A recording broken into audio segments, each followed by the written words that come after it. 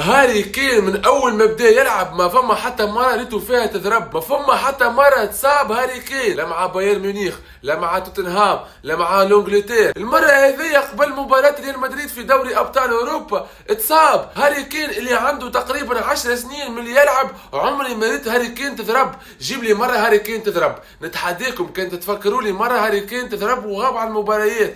توا وقت اللي جاي باش يلعب ضد ريال مدريد في دوري ابطال اوروبا في دور ربع نهائي تضرب هاري كين وقادر انه ما يخلصش على مباراه ريال مدريد. اخويا ملا زهر عند النادي الملكي، ملا زهر عند ريال مدريد.